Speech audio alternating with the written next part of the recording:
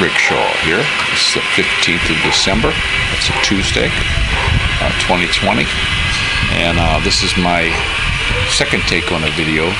I started walking and talking down the street.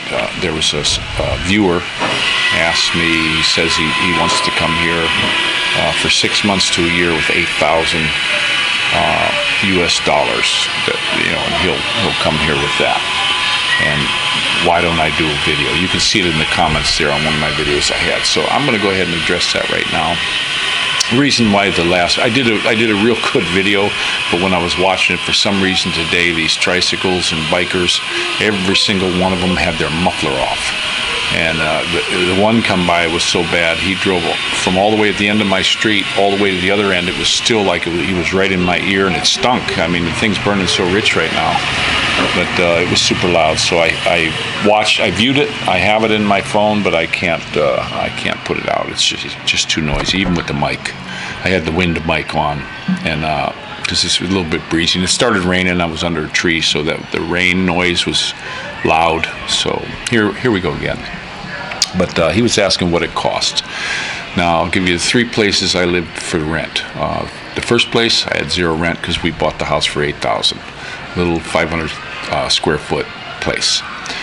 Second place we lived a little bit smaller, $2,500 a month. This place is $10,000 a month.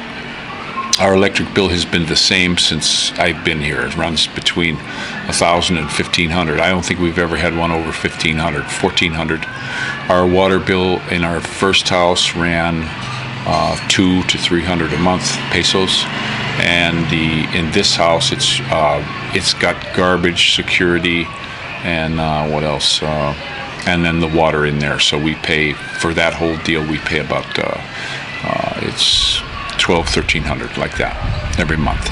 Depends on how much water we use, but even with 5 of us here and bathing every day and bathing the kids all the time, we don't use that much. Okay, so that's those bills in different places. You have your propane. You're going to need at least a tank of propane a month. That's good. Right now it's running $5.50 is what we're paying. Let's see here what else we got. Food. I'll go down. There's 5 of us now, so you got to take this with a grain of salt.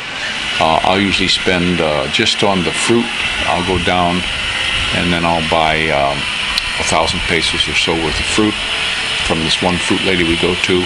And then we have another one where we get suha, where we get them super cheap. Some of the suhas are over 100 pesos. We have a suha lady on the back road, little grandma lady with her granddaughter living there and a few kids. We can get them for 30 pesos sometimes, and they're pretty good ones. So, and you got to watch for deals. I'll watch for deals on bananas. We've actually been getting eggs and bananas from a dude who drives by on a tricycle. We got one guy on a pedal tricycle who's been selling us our eggs. It's about what it is outside, and they're better eggs. They're much better. And then the banana. There's 2 banana dudes that come through here, and I like my bananas with a little green on them. If I spot it with a little green on them, we'll grab them. And the kids like the little ones, so. But we'll do that 3, maybe 4 times a month on the fruit, and we get lots of stuff, papaya and all that. Then I'll do big grocery shopping. I do it for the whole month. I'll spend 10 to 13 like that on the first one, and then through the month I'll go in there and spend a couple thousand at a time, maybe 2 or 3 more times in a month. And then the gas for the car, we go through a tank of gas a month. We were doing a lot less than that before, a quarter of a tank or not even a quarter of a tank for quite a long time, because I had the Piaggio 8, and that thing, you filled up the gas tank in, months, and that's what we used. Every time we went anywhere locally, that's what we were using, but we don't have the room for parking when we move. I'll just have enough room for the car and a motorcycle, maybe 2 motorcycles, so we let that go. Went to a real nice people, Mark, and my wife will have to tell me the girl's name, but the rents and staying runs the gamut. Now we know a fellow that came here. He rented a place for $1,500. He's very simply isn't a partier, isn't a drinker. He comes here for a short while. and he doesn't spend that much. I know that. He's an older fella. Wife passed away. Well, there's, when I went on vacations, I always went through money like water, because you're on vacation. And now you're talking about coming here with the 8,000. You might want to start traveling and doing some things. Like me, when you come here to stay, you don't, I'm frugal. When I was visiting here, I spent a lot of money. I mean, if I went to visit somebody or was meeting somebody new, I'd buy all the food, buy all the beer, and that's, I was on vacation and I was spending that money. I didn't want to go home with any money, So you got to think of that. Another thing to think about too is if you're here, you're going to want to be with somebody you know. I don't know if you got a girlfriend here or something like that, but you want to be with somebody in case there's an accident and you get hurt and you're unconscious. You don't have any money in your pocket, they ain't going to take you and fix you. It's just not going to happen. You got to remember, you may have health insurance in your country through work or something like that, and it doesn't work here. You have to pay cash. It'll pay you when you get back if you're just visiting. But once you live here permanently, then any insurance you have is gone. But you got to pay the cash up front.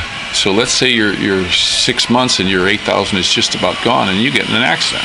I was standing out on the street one day, and a motorcycle guy ran into me, him and his wife. Now I was lucky. He hit me, and down they went.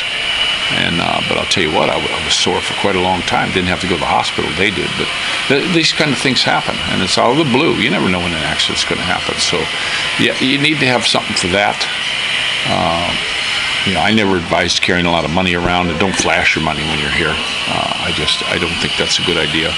We just seen a big thing on the news here. A guy went to the bank. For some reason, he was taking $400,000 out and getting it. So I imagine, I don't know if it was inside deal at the bank. Maybe somebody saw him taking it out, or most people are hiding that when they're getting money. Or it was an inside job from somebody in the bank. We don't know what happened, but it was on camera. They pulled up behind him. He was on his motorcycle and them on theirs, and the dude shoots him in the back of the head, jumps off the motorcycle, grabs the bag of money, jumps on the bike, and they were gone in a flash. So don't be flashing your money while you're here. Now, don't know how you want to live. If you want to get back and get some more, send me some more information. I probably could tell you some more, but there's a lot of good sites on here, expat sites that you can look at. I got quite a few of them. I like to watch Tropical Tim. He lives down in Tondo. Philly in the Philippines got some good information. And I believe there's a lot of them that had already done what it's going to cost you to live here. And like I say, it depends on how you want to live. You want to go to the bar every night, and you're going to party all the time. 8,000 ain't going to last you very long at all. I came here for 21 days one time and spent about 4. It wasn't that I was partying or anything. It's just I was being generous, and then I was buying stuff to take home and all kinds of stuff like that. So that's where we're at with that. Okay, that's the best I can do. But check out some of the other expat sites. And what are you going to say, beautiful little Dolly?